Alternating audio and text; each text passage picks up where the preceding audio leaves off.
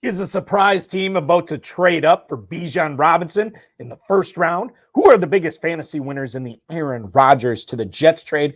And we tell you everything you need to know ahead of the 2023 NFL Draft. Plus, Steve Saklad, a winner of 13 FFPC league titles, joins us to tell us what team he has stacked to the max, to the hilt, to the gills, whatever you want to say, in his early FFPC leagues. His thoughts on Quentin Johnston as an NFL pro receiver and more. We've got a great show for you. Farrell Elliott is here. I'm Eric Balkman. Stick around. Your high-stakes fantasy football hour starts now.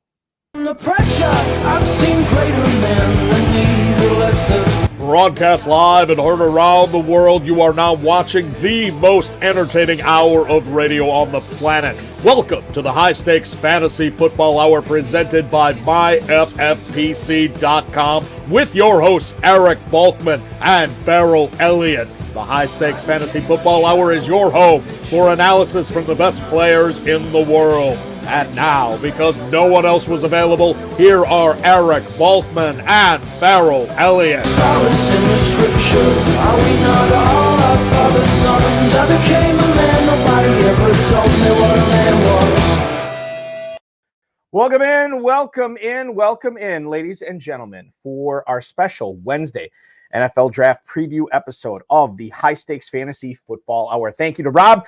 Greetings and salutations to all you Farrelliacs, Balkaholics watching. Welcome to the latest episode of the High Stakes Fantasy Football Hour. It's presented by MyFFPC.com. I'm your slightly above average host, Eric Balkman, and my co-host is the definitive commissioner of fantasy football, Farrell Elliott.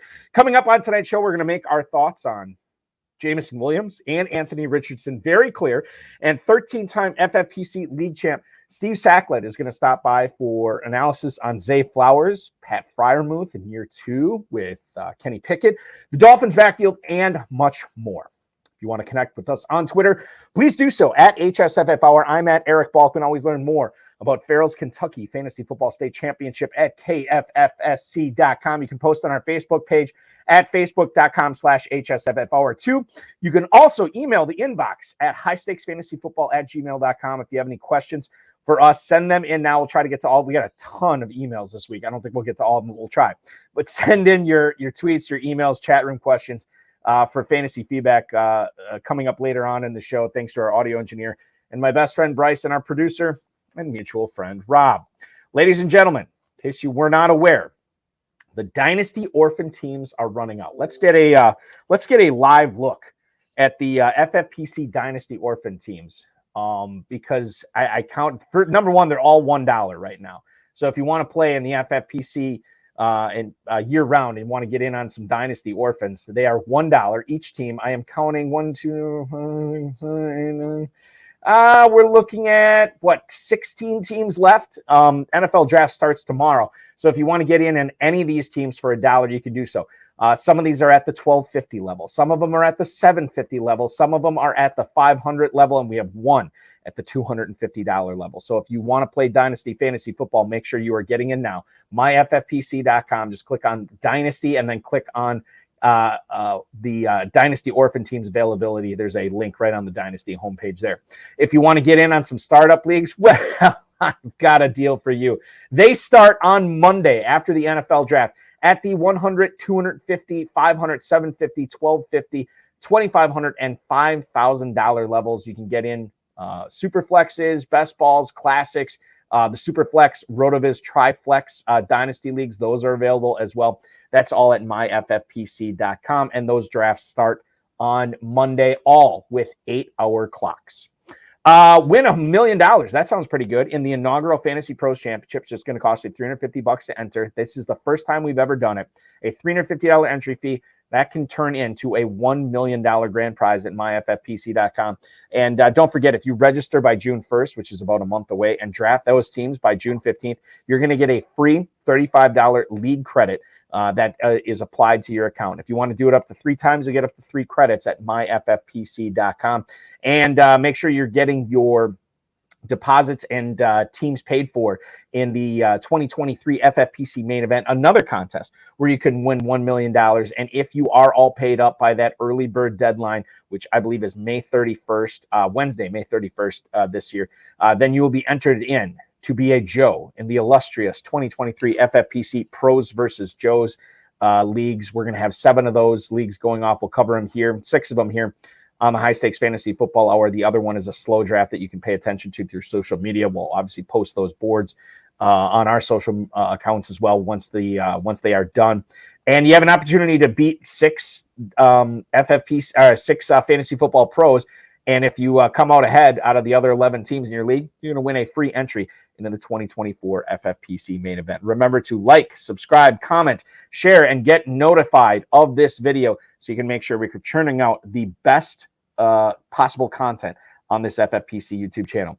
We cannot have the best possible content on this YouTube channel without our host with the most. He is the boss of the Kentucky Fantasy Football State Championship, which you can enter all his leagues at kffsc.com and join me and I don't know how many hundreds of other guests we've had on the show that are also playing KFFSC as well. It is the incomparable Farrell Elliott. Farrell, welcome onto the program, man. I missed you last week, but Terp held it down for you. Terp can do that. Terp, it's like tarp. It's just holding down. And, look, if this was a Friday night show, we could have these 16 spots sold before the show was. Yeah.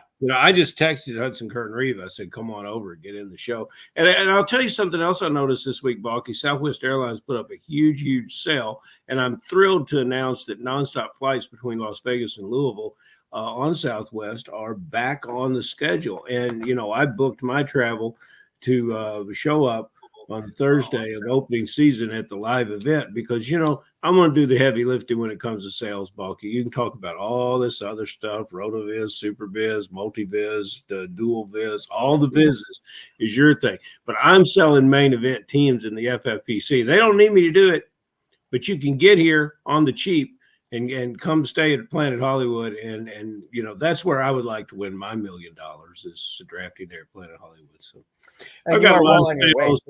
I got a lot of sales in me today, Balky, because I don't have any clients. A couple of my associates do that are going to be drafted. My clients are likely to be free agents this year, and I've been doing a lot of selling today. You want to buy anything? Yeah, I might. Let's see how the show goes. I might be in a buying mood here throughout, or maybe. Hey, look who's here!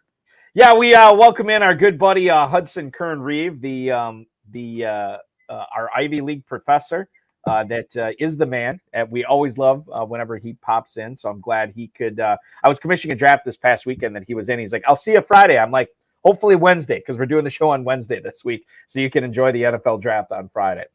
So he's here, and it's good. We got the Dizzle in there. Everybody's popping off in the YouTube chat room right now. Let's get into Fantasy Flash right now, Farrell, and this is a dynasty NFL draft heavy Fantasy Flash. John McClain, who is now a retired beat writer for the Houston Texans, he thinks that Kentucky quarterback Will Levis is going to be the second player chosen in the NFL draft, and he's going to go to the Houston Texans. John Crumpler tweeted this out. The quote from McClain: Houston has no indecision whatsoever. Those are national media reports. They know what they're going to do. They've just put a tight lid on it.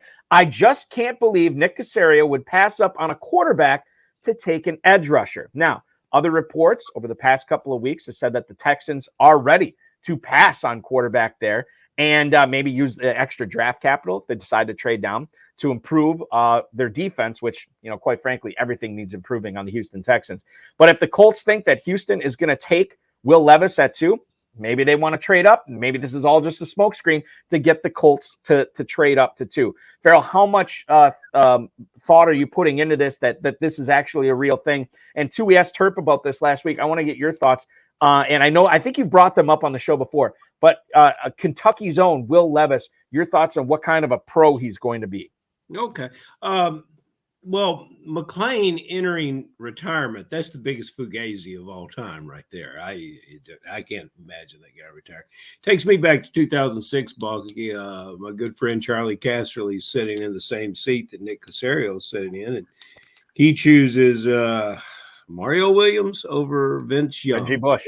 And Mario Williams over Bush and Young.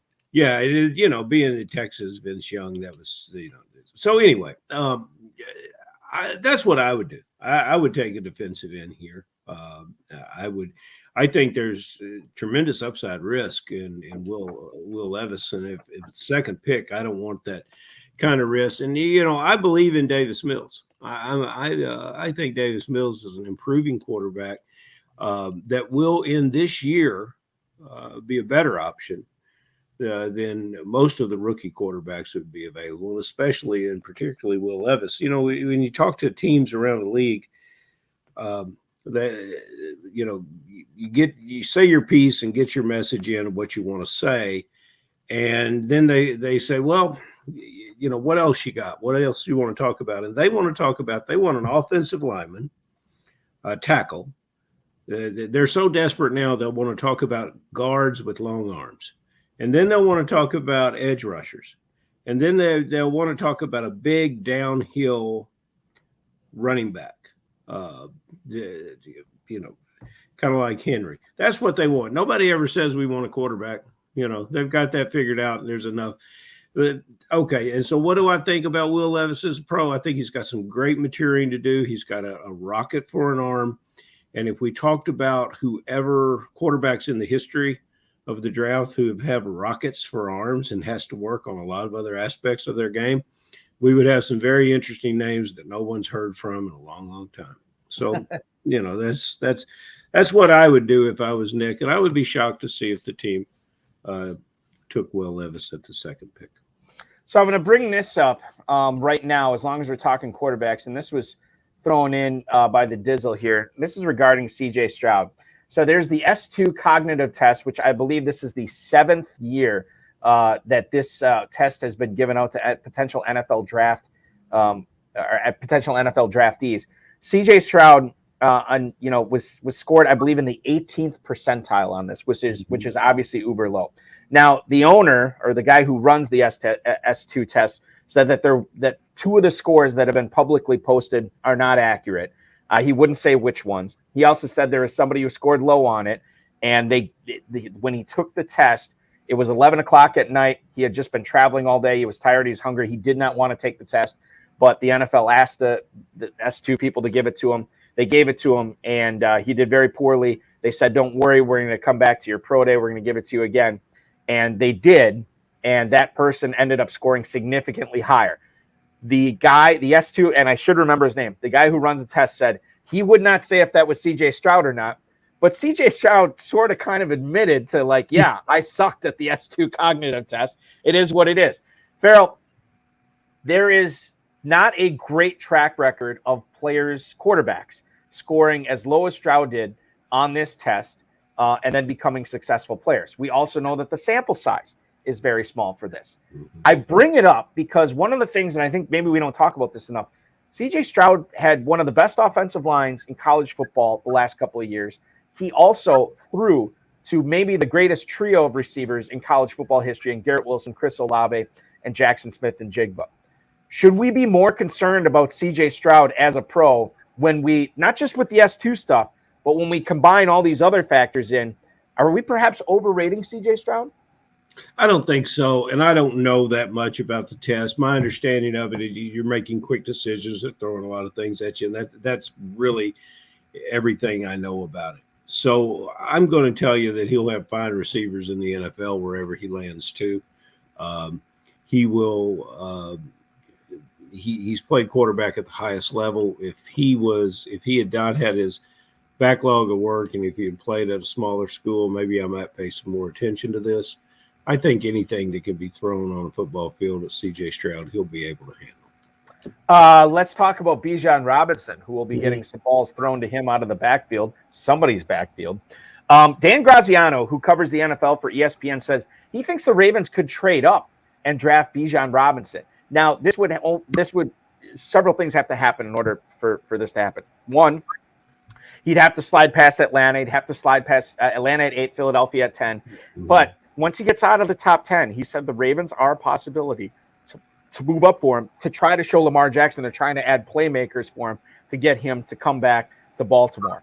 Now, there's also a report, and we'll get to this later on in the show, that Jahmyr Gibbs potentially could go ahead of Bijan Robinson. I think this is, just stuff that's being thrown out there a few days before the draft. I still think Robinson is going to be drafted ahead. But if the Ravens end up trading up for Bijan Robinson, I mean, J.K. Dobbins had 397 yards in the final 4 games of the season for the Ravens, 7.1 yards per carry. This does not strike me as a very Ravens pick. However, Farrell, if Bijan Robinson does go to Baltimore, man, wheels up for him. I really like his possibility of what he could be. Maybe not year 1 there, but maybe year 2, year 3, and beyond.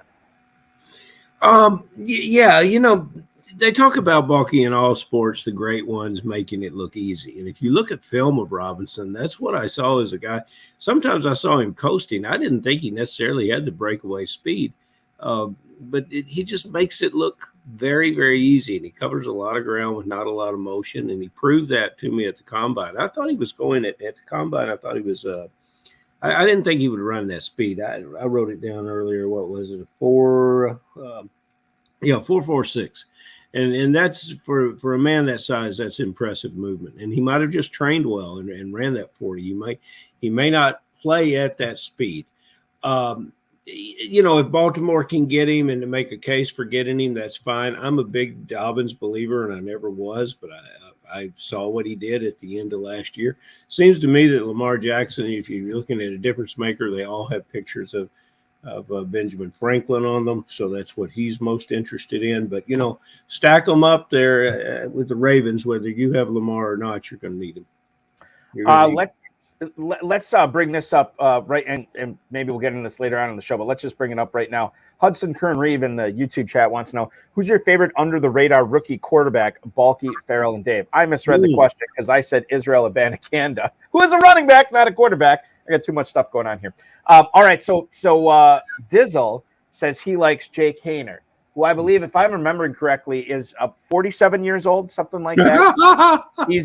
He's basically Scott Bakula. No, I'm just kidding. He just turned 24, so he's one of the older quarterbacks coming in. There's a lot of older quarterbacks coming in. I think Hendon Hooker and who's the other one I'm forgetting, Farrell, that's kind of old. It's Hendon Hooker, it's Haener, and there's one other one. To me, there's a lot of old guys in this draft because of COVID. COVID year, yeah. Actually, we were talking about this because the Packers actually met with Hendon Hooker. He's actually younger than Jordan, or he's older than Jordan Love. So even if the Packers were to draft Hendon Hooker, Love is still younger than him, which is crazy to think about. Under the radar quarterback, I don't know. I mean, I don't think that this guy is ever going to amount to much. I think he's a total dart throw, but I brought this guy up in Dorian Thompson-Robinson out of UCLA, who was a highly recruited player out of high school. He can run it. He can pass it. And I played in the Pac-12. Say what you will about the Pac-12, but I saw this guy make a lot of great plays out there. He's going to go low in the draft. I'm excited. If he ever was to get the opportunity, Farrell, I like Dorian Thompson-Robinson. He's my pick here. Who's your under-the-radar quarterback? Well, I don't think there is a quarterback actually under the radar. Purdy last year, you would call him under the radar when he was drafted in the end of the draft. Everyone was aware of who he is.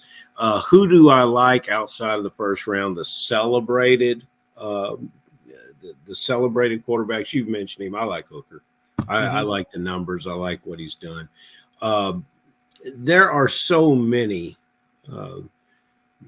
different factors that are going to make a quarterback in the NFL that, just preparing the best way you can and being ready to compete is the answer. That's what happened with Purdy. Who thought that we would be where we are with Lance? I would have thought that Love would have already played a little more. My buddy Fetch, Robbie Fetcher, great KFFSC, FFPC player. We watched Brigham Young during COVID and following up with the quarterback Wilson, and Fetch said, Farrell, he is not an NFL quarterback. He is not an NFL quarterback. And where did the Jets take him? Was he the second or third pick? I can't recall. It's just number 2. Yeah, So there's a lot of guys putting in many hours of work to trying to figure this out, and they can't. I like Hendon Hooker because what I saw of him do in the SEC. I think there's a guy that puts in a lot of work into drafting successful fantasy football teams, and I want to bring him on tonight because he is our guest. It's his 4th year playing high-stakes fantasy football. He has 13 league titles to his name already, including championships in the FPC, the Terminator, best ball and classic formats. He joins us tonight to talk about how his early drafts have gone and maybe a little bit of a look towards the 2023 NFL draft as well. Please welcome onto the show Mr. Steve Saklad. Steve, welcome aboard, man. Hey guys, how are you? We're doing Steve. great. Excited to have you on tonight. Listen, before we get started with the fantasy football stuff, can you tell us what you're doing for a living when you're not crushing all these FFPC leagues? Well, first of all, I want to thank you guys for having me on. I really appreciate it. And I am fortunate enough to be retired. I play a lot of golf, I play a lot of pickleball, and I play a lot of poker. So that's what I kind of do to spend my days. How are you hitting them? I'm hitting them fair to Midland. Yeah, poker, pickleball, and golf. That sounds like a pretty good retirement to me, Farrell. Do you play golf year round like you draft year round? So it's funny. I moved to Vegas a couple of years ago and didn't realize it was going to be as cold as it is. And so the answer is no. We had a cold winter in Vegas. It's all relative. Grew up on the East Coast, but I played a few times in the last 3 or 4 months, but now I'm back up to speed and I'm playing a couple times a week. So about 3/4 of the year, I'll play a good couple, 2-3 times a week. But during the winter, I stay home. Would you rather play in the cold weather in January and February, or would you rather play in the 112-degree heat in August? I think I'll join you January and February. I like cold. No. See, I'll play the 112 heat because I'll get out there literally, 5:30 in the morning, and I'll be done by 9 o'clock. There you go. Well, look, you and I have something in common as an affection for the offense of the Los Angeles Chargers, Hollywood's B players, but they're A players for your fantasy team. You have everyone but Lance Allworth, Speedy Duncan. You got these guys. Kellen Winslow. I do. You're right. Yeah. Kellen Winslow for going back to Balky days. Hey, so this core group that you have, I think it's Williams and Keenan Allen. It's the quarterback Herbert, and it is Eckler, who I hope still ends up staying there. I do too. And just Farrell, just to interrupt real quick, I just looked at Steve's teams. Steve also has a lot of Spiller and Kelly, right? And Palmer too. Yeah. So my thought process with that was I'm a Cowboy fan, even though I don't care to admit it these days. But I like their offensive coordinator over the past several years, Kellen Moore.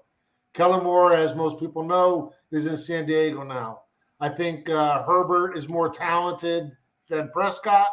I'm not a big Dak fan, and I think what Kellen Moore can do with this offense, if everything's clicking and everyone's healthy, which those are all big ifs. But if that situation arises, I think these guys are going to challenge for the title. And I think he's going to be there. I think Austin is going to be there. But in the case he isn't, what do you foresee for the quarterback? You're going to ask more for everyone. And from fantasy football, that's probably a good thing for some of these guys that you have rostered. I do. It'll be interesting to see. I don't think there's a rookie running back that they're going to bring in, and there isn't really too much left on the waiver wire. I'm not on the waiver wire, but as far as free agents, one of the guys, the original waiver wire there, Steve. I didn't mean waiver wire. I meant, guys available. So if Eckler goes elsewhere, and you have Spiller and Kelly, I don't know. I don't know that there's another guy out there that can fill the shoes. As a Cowboy fan, I don't think that Zeke is the answer. He's one of the guys available. So, hopefully Eckler stays. Yeah, those 38 touchdowns in the last 2 years, you got to cut that up between a lot of players. I hope he stays too. Balky, I'm sure you got something. We could talk about this all night. Well, I have seen Bijan Robinson mocked in a few drafts to the Chargers. Although it's been, I haven't seen it a lot lately. But I have seen a lot of people, a lot of pundits out there saying that the Falcons are going to take Bijan Robinson at the 8th pick of the NFL draft. You have a lot of Tyler Algier here in the Never Too Early Best Ball tournament, Steve. Why were you not concerned with the potential of the Falcons adding a running back? We can include round 2 and round 3 because I think that would affect Algier as well. But why did you like Algier so much? So I love Algier, and as you've mentioned, I do. I have him in most of my teams that I've already done in these early drafts, and I can't. Atlanta needs so much help elsewhere, and what's his name, Algier? The guy had 210 carries this past year, averaged 5 yards a carry. And I think he's only going to get better. He was a beast in college. He runs over people. I don't know how, 5 yards a carry, 200 carries for a rookie. I don't know how you can, I know I get it. Robinson's great and all that, but they need to have so many holes elsewhere. I can't see him drafting him. I feel the same way, and I like this. We were talking about players that teams are always asking for, a heavy downhill runner. Algier is certainly that kind of guy. Balky, in the chat, there's a fellow called Uncle Andy that's talking about Will Levis, and I was curious if that's our old buddy J.A. Carey. We're talking a little. Okay, look. Here's a player that turned in a great season last year, and out of stubbornness, I wouldn't draft him. And I don't know what I'm going to do with him this year. My question is, does he repeat the year he had? Jacksonville tight end Evan Ingram. And your thoughts, Steve? So I like Evan Ingram. I have a few shares of him. I think he's a big part of that offense. That offense, I feel like, is ascending. That offense is going, upward. I like everything they're doing there. I know they added Calvin Ridley, who obviously hasn't played in a year. I think he may have even been injured towards the end of the previous year he had played. So he hasn't played in a while. And I know he's, got great talent, but they like him a lot there. They like another player that we're going to talk about. I'm going to mention later in Jacksonville, but I think Ingram continues to do what he's been doing. Let's talk about Jamal Williams. I feel like I brought his name up because I feel over the course of his career, he's always been underrated, whether it was in Green Bay, whether it was in Detroit, and now New Orleans. I think he's being underrated there too. I know you've drafted him a few times this year, Steve. What kind of numbers, what kind of production are we looking at with Jamal Williams in a backfield in New Orleans that is also going to include Derek Carr under center? So what I like about Jamal Williams is he's a steady Eddie guy. He's nothing. He's not going to be anything flashy, and I think what he's going to do is he's not going to match anything close to what he did last year because I think it was 17 touchdowns. I don't think he's coming close to that this year, but I think he'll match the yardage. I think he'll get the 1,000 yards, which is, I think he had that maybe a little more this past year, but he just smashed it with the 17 touchdowns. So I think he'll, do what he's been doing, get the 1,000 yards, but I think it'll be more like 7 or 8 touchdowns. Farrell, I know you got a question lined up for him, but let's just go to Kern real quick in the chat room right now.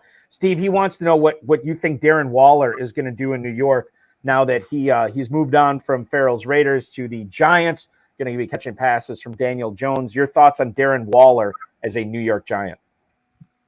So I'm not a fan. I'm a fan of Darren Waller. I'm not a fan of Daniel Jones. That's my deal there. We have nowhere to go but up, Steve. Nowhere to go but up. I know they do, and I like the coach there a lot. I think he's got them, going in the right direction. I think Darren Waller, he's getting drafted as maybe the 4th or 5th tight end in that neighborhood. I think he's going to end up maybe a top 10, but I think it'll be closer to 10 than it will be to 5. Yeah, I think he's being overdrafted too, Balky. Do you? Yeah, I mean, here's the thing. I'm looking at the Fantasy Pros Championship draft data over the last 2 weeks, and shout out to Darren Armani, the godfather of the Pros versus Joes at Fantasy Mojo on Twitter, fantasymojo.com. Make sure you are getting your subscription there if you are an FFPC player because the tools are invaluable here. Tight end 7 is where Darren Waller is going right now. He is going at the 506. It is basically 2/3 of a round behind Dallas Goedert, who's tight end 6. And then Evan Engram is tight end 8. And he is going about a little over a round after Waller. So he's kind of in his own tier break there in the middle of the 5th round. So I don't know. Guys, I guess I could get on board with him at that price. I was kind of with Steve. I thought he was going a little bit higher than this. Yeah. But yeah, middle of the 5th round. I mean, if you don't have a tight end yet and you've already got a couple of running backs, a couple of receivers, I can get on board with that. I'll tell you Steve, a couple I tight loaded ends. up. Oh, go ahead, Steve. I'll tell you a couple tight ends that are down below him that I like a lot better. I like Ingram, who, as we just said, you said he's 8, but I like Freiermuth, who's at, I think, maybe 9 or 10, and I like him better than Waller this year. Schultz maybe too. Well, yeah, Schultz and Freiermuth, 2 of my favorites, and I think they're huge bargains. I'll say this about Waller, because in the never too earlies, especially when I loaded up at tight end, I thought Waller there was a bargain, because you know that if he has some flat games, that they are going to try to get him the ball. So where his numbers on the season, he's going to have some spike games, and in best ball, since when it comes to numbers, I don't know what the hell I'm doing. I thought that might be a good idea. Numbers I do like, though, Steve. Numbers I do like. I can't argue that. A big wide receiver, and you cannot find them. You cannot find them, although TCU is rolling one out off campus into the NFL draft. And I want to know what you have to say about Quentin Johnston. So I like his size. Mm-hmm. I like what he's bringing to the table, and everything on paper says he's going to be a superstar, but that's on paper. He's got all the dynamics, but I'm not quite sure he's there yet. I think a couple of these other speedy, flashy guys that maybe we'll talk about, rookies, may do a little more. So I've got maybe 1 or 2 shares of Quentin, but I'm not quite sure. I don't know. The verdict is, we'll see what happens there. I think he's a little bit raw. Steve, we had Mo El-Suhaini on the show last Friday. He, like you, has drafted a lot of never too early best ball teams, and also like you, it didn't seem like he drafted a whole lot of rookies. It doesn't seem like you've been drafting a whole lot of rookies. Can you tell us sort of like your draft philosophy on why you've sort of avoided drafting a ton of rookies in these never too early drafts? So it's funny, actually. I haven't.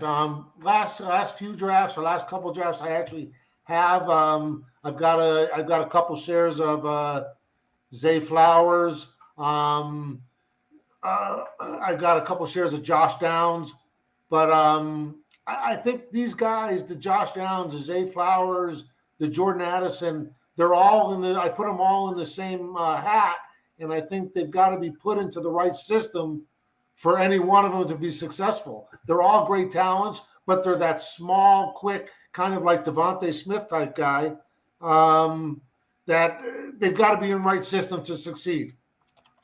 Okay, well, let's stay with that a minute, because you mentioned an interesting thing. Let's bring in a couple receivers and talk about them. Let's keep talking about Zay Flowers, and let's talk about the kid that was at Pittsburgh, Addison, that transferred out. Now crazy that he left there. So which one do you like the best? And you better you better agree with me, or you and I are going to go at it. So it's a tough call, but I think if I had to lean towards, I think I got to go with Zay Flowers. But again, I think they're both so similar. So who gets put in the better situation? We're going to find out tomorrow night, but it's they're both very talented, and I think they're both going to have good careers. But as far as early on, I think it depends on where they end up. Balky, you want to weigh in on this one? Well, okay. No, number one, I Balky doesn't want to weigh in. I don't want to weigh in on this. So who's your guy? Well, you're going to be drafting rookies in August. And by the way, I got to introduce you to a buddy of mine named Fenton.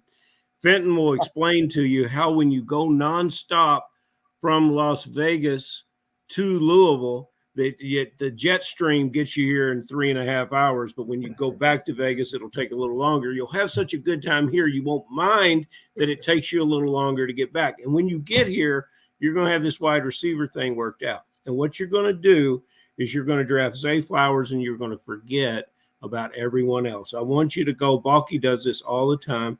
I want you to go to YouTube. You can get it free on your phone. You go to the YouTube and you look up Zay Flowers highlights, and you try to tell me immediately who he reminds you of. I've seen some. And it should be Tyreek Hill. That should be the first thing you think about. I think that the ceiling for Zay Flowers is just so far above the rest of this receiver core. The rest of this receiver core is good receivers. You mentioned one of them, Smith. I would mention Waddle. That's what Addison can be, which is a real good receiver. That's a real good receiver in the league. Zay Flowers can be something else entirely, and he played for a terrible team. They got shut out by Notre Dame. Can't argue. You know, they played for, and they came in here to Louisville, and they beat Louisville, beat them by 1 point. It was because of nobody but this kid. And you watch how he turns the corner and leaves the defense just completely lost. Yeah. Let's just go with Zay Flowers for now. Since you can't separate them, I want to try to separate them with you. I'm on board. Let's go Zay Flowers. Okay, great. I'll say this.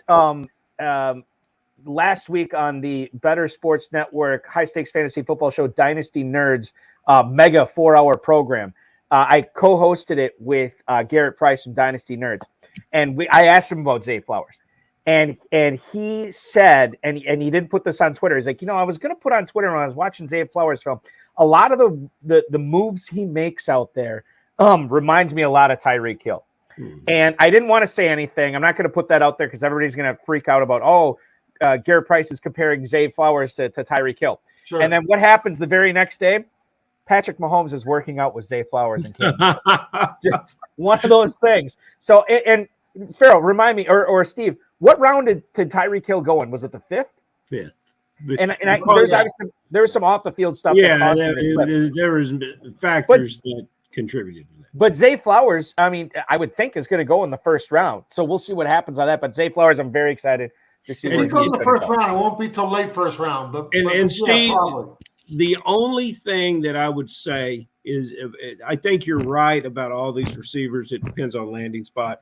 This Flowers is so dynamic. Wherever he lands, he improves the team tremendously. He keeps a quarterbacks that are hanging on by a thread may hang on for seasons now that he arrived. And there's too many of them in the league right now. Whoa, yeah. And they're all in the NFC, but that's a whole nother conversation. 13-time FFPC league champion Steve Saklad is joining us tonight on the High Stakes Fantasy Football Hour. Let's talk about Rashee Rice. And this is a guy at SMU that I know a lot of people here in Northeast Wisconsin thought, like, hey, this guy fits the Packers metrics. They're going to need a receiver. Maybe they take him in round 3. But I think even if he doesn't go to Green Bay, I think I'm going to like his career. I think he's going to have a very good NFL career. You think people are underestimating him in the FFPC redraft leagues that you participated in, Steve? I do. He's going very late. 16th round. Another guy. I've got a couple shares of him. I don't have a lot of them, but he's talented and he's got the body type for the wide receiver for the NFL. So yeah, he's definitely being undervalued. You can pick him up very, very late rounds, and there's a lot of risk reward there. I think I'm going to go with emails here for you, Steve, because we are running out of time for you. South Fork, Colorado. We have Brett here who emailed in. Hi, Steve. How does year 2 look for Pat Freiermuth with Kenny Pickett as his quarterback? Thanks so much. That is Brett in South Fork, Colorado. Steve, what do you think about Pat Freiermuth this year? Who, by the way, I'll give you his Fantasy Pros ADP right now. I believe it was tight end 10. Yeah, tight end 10 at the 7-11. Your thoughts on him? Yeah, like him a lot. He's I think he outdoes those numbers. I think he has potential to be a top 5 tight end. Probably realistically, he ends up in maybe 6 to 8. But yeah, I like the guy a lot. One more email here. How's it going? Oh, we're going to go back to Miami here.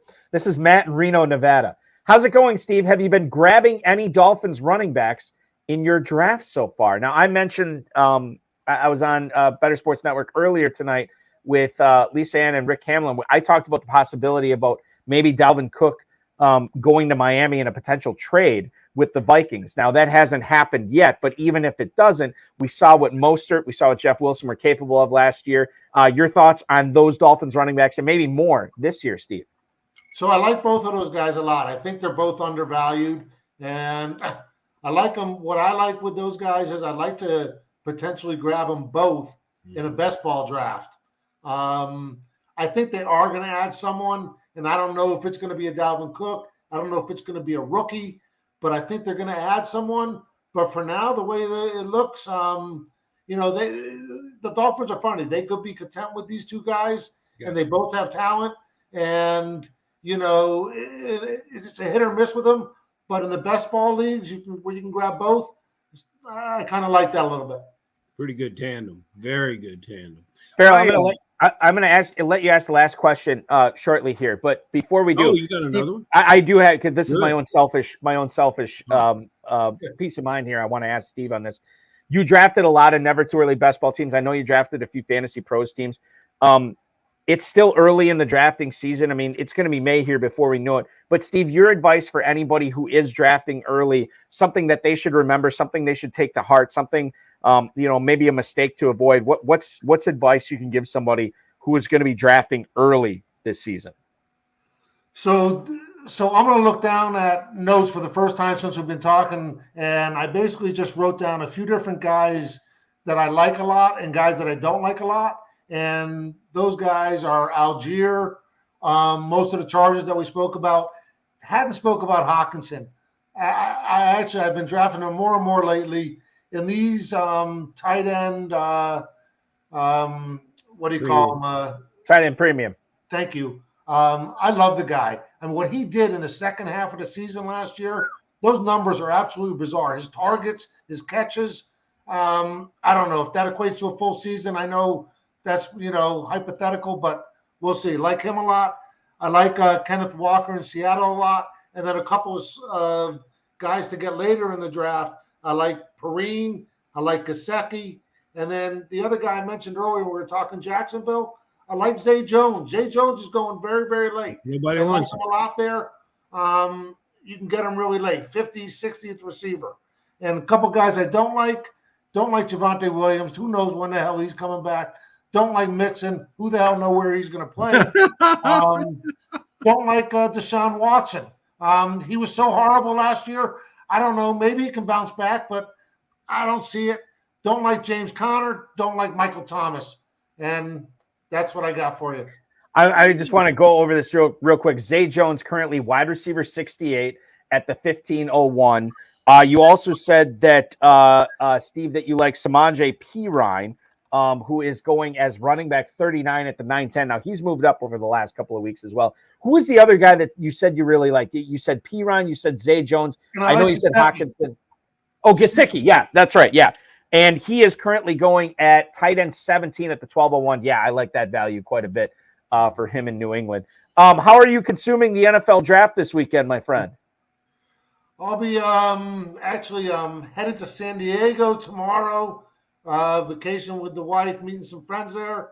I'm going to watch bits and pieces of it, follow it on my phone, and look forward to see how my once very good Cowboy team was. See who they pick up.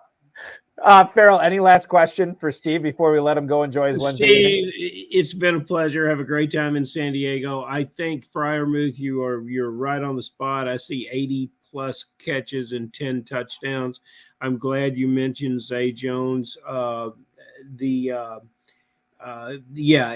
a lot of good players still circulating around at the end of these best ball drafts. And then, after we see the landing spots of some of these guys, we'll know what to do as we move forward in the draft. I hope to see you in the draft room soon. Advice I would give to early drafters, you sign in, you click on the owners, you see Steve's in there, you sign out, You remove yourself from the league, move to another league. You can do that. There, you can find it. Thank you guys. That's for what having I me. would do. That's what I'm going to do for now. I wondered when I must have drafted against you because someone took Wilson and Mostert, and I said, "What the hell? That's my move." And it was, all right, buddy. Thank you. We'll see you in Thank you guys. Kentucky. You guys and have in a great Las night. Vegas. Thanks Thank for you, having me. Steve. Appreciate Going to it. San Diego. He gets around, Buck. Yes, he does. That's Yeah. right. On the move. He gets around. He's got a Steve, wife. be good and enjoy the West Coast, man. Thank you. Have a great night. Steve Things Saklad. going on. You'll find him on the pickleball court. You'll find him on the golf course. Yeah, the I poker watched. table. It's there's 24 hours. I wonder if he ever gambles in Las Vegas. Outside Well, poker. he plays poker. I mean, that's gambling. Well, yeah, poker is poker, but that's a game of skill. That's not gambling. That's true. That's a good point. Just like this is not gambling. It's a It's a game of skill. It's why I've never won the Kentucky Fantasy Football State Championship. Someday, Balky. Someday. You collected trophies. Yes, I have. All right, so let's go to Joe in the YouTube chat right now. She wants to know, are we concerned about Mark Andrews? No, trade for him. Yeah, I'm not necessarily concerned with. I mean, here's the beautiful thing, Farrell. Lamar Jackson decides to sit out the year.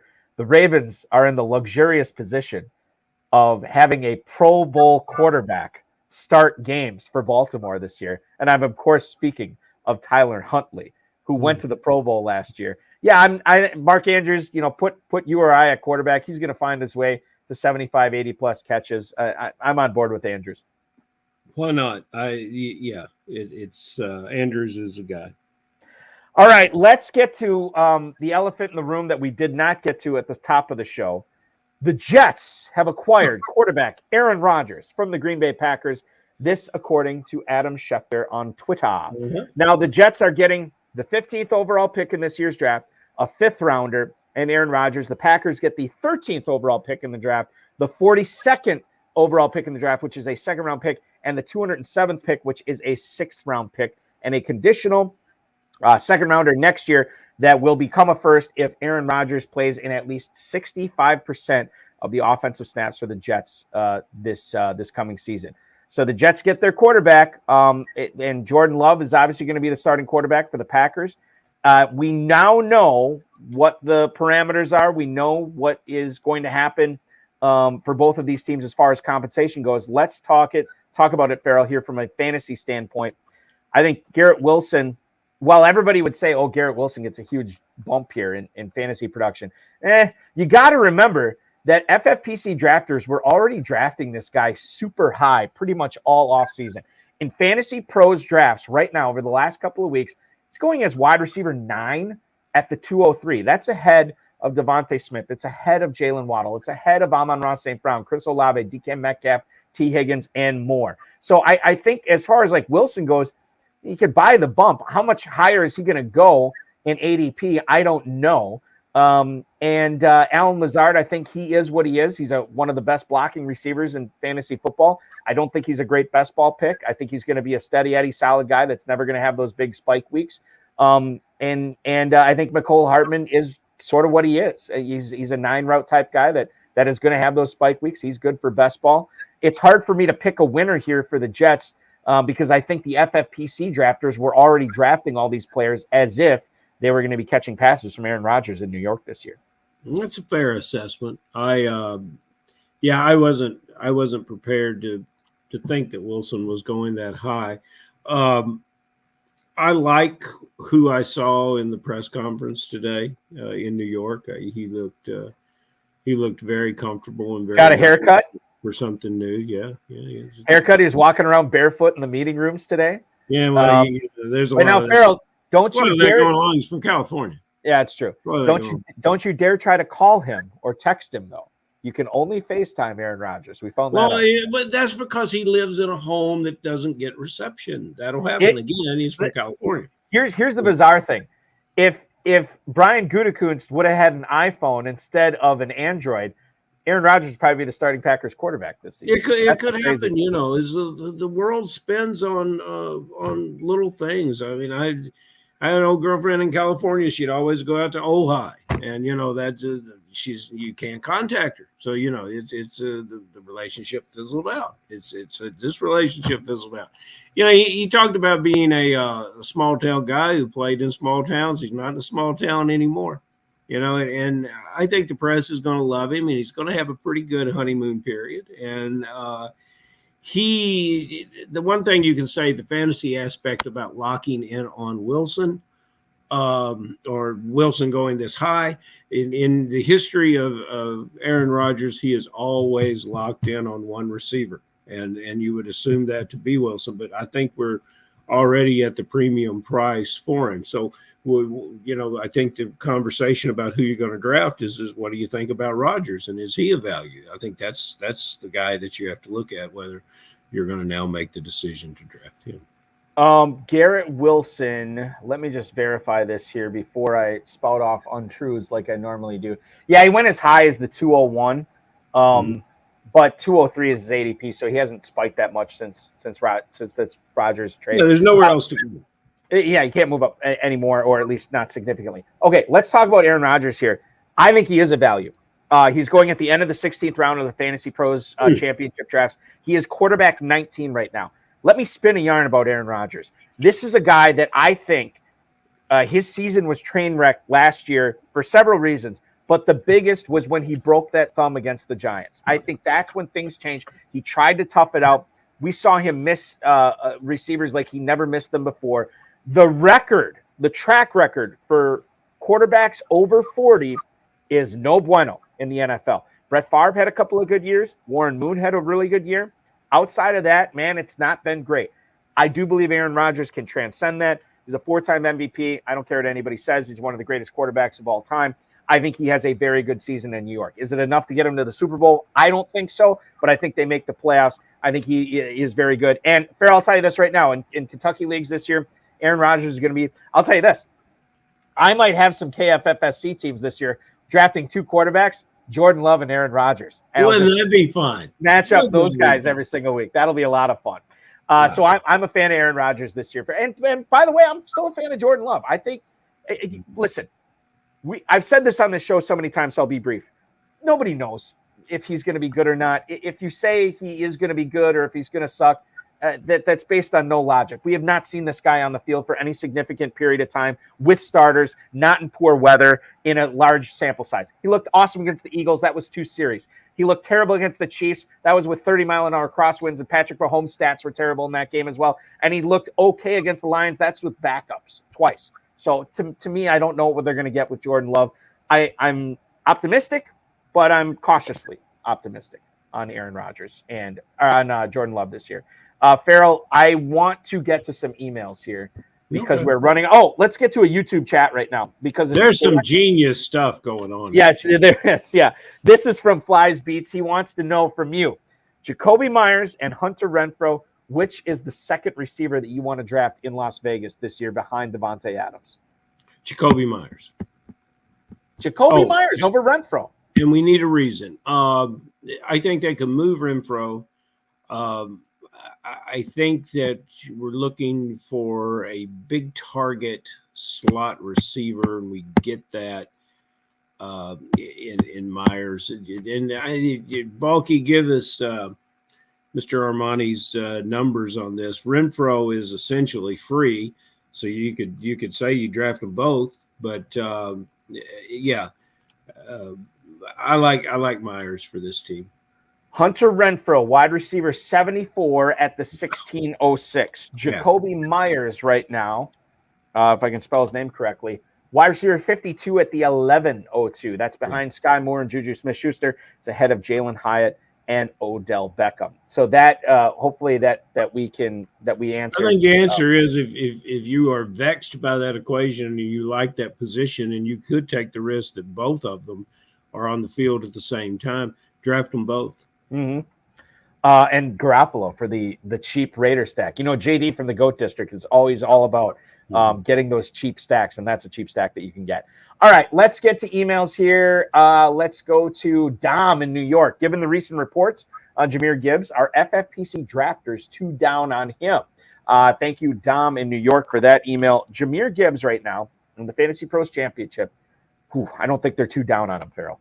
Running back 15 at the 412. He's going ahead of Isaiah Pacheco, Dalvin Cook, J.K. Dobbins, and Aaron freaking Jones. I'm telling you, draft Aaron Jones. He is still a value right now. Gibbs ahead of all those guys. I don't think FFPC drafters are down on Gibbs. I think, if anything, they might be too high on him. A player like this, the way he's built and the way he moves, you're tempted to get this player on your team if you want to win that $1 million, because you look at him, he's very much like Flowers is at the wide receiver position. This player could steal the proverbial show at the running back position. He could own the position as a rookie if he's drafted somewhere where he's got a clear path to the field. I really love what the opportunities that he could bring to a team, and you're reaching there, but you can afford to reach. It's just like Steve is talking about, is all the double-digit running backs that are still available. You can afford to reach on Gibbs if you're going to back him up with double-digit draft pick running backs that you can service it until. Look, you can win leagues. You can finish high in the overall with missing on your 4th round pick, but you're not going to miss terribly with this player. He's going to do some things for you. I think what's great about him is his PPR prowess, right? Because even if he doesn't work out as a guy who's going to be on the field a ton, he is such an elite pass catcher that he's going to give you a nice floor every single week, which is great for Fantasy Pros drafts. For the FFPC Best Ball Tournament, maybe not exactly the most attractive selection there, because I don't know how many spike weeks he's going to have, but I think, week in and week out, I think he's going to be right around that top 20, top 25 running back, and then certain weeks he's going to be right around top 10. Okay, let's get to Rende in Winter Park, Florida. Hey, guys, what would you do with Josh Downs and Gabe Davis if the Bills take Downs at the end of the first round? Keep up the great work. That's Rendy in Winter Park, Florida. Farrell, the possibility of Josh Downs going to Buffalo, I keep hearing more and more about this. And the fact that I wonder if the Bills are just trying to find, not move on from Gabe Davis, but trying to find somebody else that's going to be a better second receiver in Buffalo. And, man, if Downs goes to Buffalo, not only do I like him quite a bit for Dynasty, I'm liking him for redraft as well. Balky, I'm gonna differ with you there from the standpoint there's just too many wide receivers in that room. I'm a big Khalil Shakir fan. Now he's a 5th round draft pick, but I think he has skill sets that equal Josh Downs. Josh Downs is a 4-5 wide receiver. He's 5'10". He's 180 pounds. There's a lot of guys like this that are available. I don't understand why Buffalo, with the gifts they have at receiver, would spend a 1st round pick here. That doesn't make sense to me. So, and I want to put words in your mouth. If they wait until the 2nd round, you think that they could get somebody, or maybe in the 3rd round, somebody that would they'd be better off drafting, given the needs that they still have at other positions, and still get somebody that's maybe a poor man's Josh Downs. The physicality of this receiver, he's going to be a good player, but there's guys like this that that you can find throughout the draft. So I'm not going to invest 1st round draft pick in Josh Downs. Let's get to a player that some team will be investing a 1st round NFL draft pick in, and that's Anthony Richardson. This is Jeff in San Jose. Dear Farrell and Balky, what is the best landing spot for Anthony Richardson to go in order to hit his ceiling in the NFL? Thank you for the email, Jeff in San Jose. Farrell, I believe that Anthony Richardson in Dynasty draft, especially Superflex, well, maybe not Superflex, let's take 1 quarterback leagues, I am willing to take the risk on this guy because of the potential ceiling that this guy has. Athletically, he's one of the best quarterbacks we've ever seen. His accuracy downfield is awesome. Short range, leaves a little bit to be desired. He's like Ronnie Bass from Remember the Titans, right? Could throw the ball a mile, had great accuracy, couldn't make that pitch out of the backfield, right? So that's something that I think that can be coached up. I like Anthony Richardson quite a bit. We might look back on this, and I think there's a more than a non-zero chance that he could be the best quarterback from this class. I would love him to go to a place like Seattle, where he could sit behind Geno Smith for a year, maybe 2 years, and then unleash his talents on the NFL. I don't believe he's ready to contribute this year, but man, his ceiling has me really excited about drafting him. Yeah, I know it's tough to sit a quarterback on your dynasty bench for a couple of years, but Anthony Richardson might be worth it. I'd like to see him go to Seattle. What about you? Yeah, and if he did, wherever he goes, but you hit the nail on the head, Bucky. Seattle, wherever he goes, there'll be a package for him to play. You can't keep this kind of talent on the sidelines, nor should you. And he might just take over the whole operation. People give pause to the fact that he's only started X amount of games, and I think we're going to have to get away from that. Historically, you'll see players that have a track record of a few starts in their college career, and they've had a hard time getting started. Some of them didn't get started at all in the NFL. But there's been a shift and a change. And, this player shared quarterback training with my dear friend Will Hewlett, shared training with Will also trained Purdy. So he's on a pretty good winning streak right here. And this player, what he's going to do in an NFL system is become a much, much better player. Lining up against Vanderbilt, New Mexico State, Georgia even, is not necessarily going to make this player a better player. Getting this athletic skills into an NFL system with the coaching he can have and the coaching that he's already got in his personal coaching, it's just it changes the whole profile of a franchise that drafts him. I think we have only scraped the surface on everything dynasty, everything rookie, everything NFL draft related. I wish this was the High Stakes Fantasy Football 4 hours. It is not. So we are going to have to cut it off tonight. I thank everybody for tuning in, Farrell, and I thank you for making some time on a Wednesday night that we can pound this out before we enjoy the NFL draft over the next 3 days. It's going to be a lot of fun. We will continue to go to kffsc.com, register for leagues there, and we will continue to follow you on Twitter at KFFSC official, at J Farrell Elliott, Kentucky Fantasy Football State Championship on Facebook as well. KFFSC.com.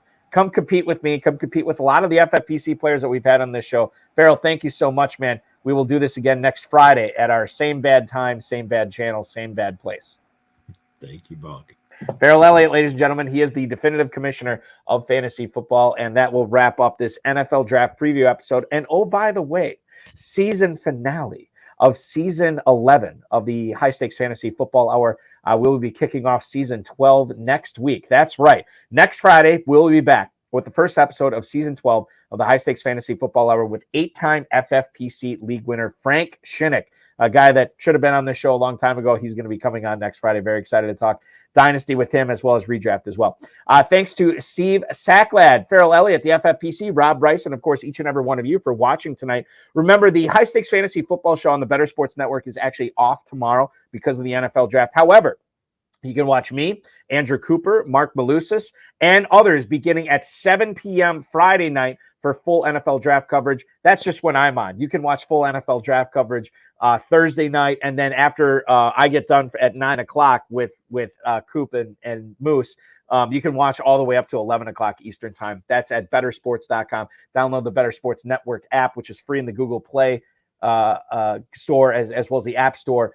We got a lot of stuff going on with BetterCast where you can win a lot of prizes, hang out, and be part of make Better Sports Network part of your 2-screen experience. It's going to be a lot of fun, and we're going to have a lot of knowledgeable Dynasty guys on that as well. Speaking of Dynasty, adopt the Dynasty Orphan today with the FFPC at myffpc.com. Discounted teams are available, ranging at we have one $250 team left all the way up to $1,250. All those teams are just $1 for an entry fee this year. Pay the deposit, pay your $1, and then all of a sudden you can manage an FFPC team and play Dynasty Fantasy Football, year-round fantasy football fun at myffpc.com. Startup dynasties are also beginning at myffpc.com on Monday after the NFL draft. $100, $250, $500, $750, $1,250, $2,500, and $5,000 entry fees for those. Whatever your price point is, we have a league for you. Dynasty Startup Leagues, myffpc.com as well. We cited the Fantasy Pros ADP data a lot tonight. If you want to take your crack at that, we got drafts going on. $350 entry fee, including the last draft that we're going to have before the NFL draft which begins at 6 p.m. Eastern time tomorrow. So right before the NFL draft, you can actually plunk down your $350 and take a shot at a $1 million grand prize. Got to get the Dr. Evil. $1 million grand prize for the Fantasy Pro Championship. First time we've ever done that as well. And if you register by June 1st and draft by June 15th, you get a free $35 league credit. If you want to do it 3 times, you get up to 3 credits as well. Remember to like this video, subscribe to the FFPC YouTube channel, comment on this video, as so many of you have been doing, share the video, and get notified every time we go live on this channel. The next time we go live, I believe, will be Tuesday at 10/9 Central. Longtime friend of the show, Brian Valenti, a guy who has won a ton of FFPC Dynasty drafts. He's going to help us break down the NFL draft for Dynasty purposes, with rookie drafts starting up in a couple of weeks over at myffpc.com. He's going to help you, guide you through that process on the road to his high stakes lowdown. That's Tuesday night at 10/9 Central. Thanks so much for watching, everybody. Your NFL draft weekend starts now.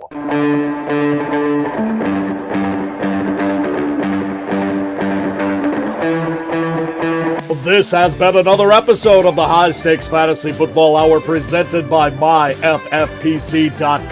It was broadcast live and was watched around the world. Balky and Farrell will be back next week with more analysis, more interviews, and more advice from guests much smarter than they are. Thanks for watching, and we'll talk with you again next week.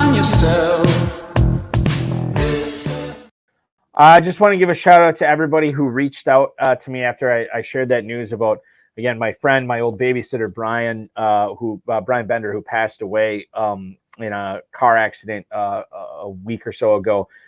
Thank you. Meant a lot to me. Again, it's not a guy that I am close to anymore, but I definitely was close to when I was a younger kid.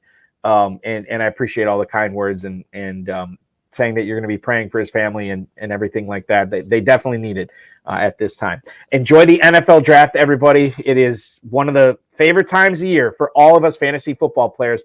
Cannot wait for maybe not the first pick on Thursday night, but definitely to see what happens at pick number 2. That whole first round is going to be Crazy Town Banana Pants, as Heath Cummings from CBS Sports and Football Guys would say. Crazy Town Banana Pants for the NFL draft. Thanks for watching, everybody. We'll talk with you again next week.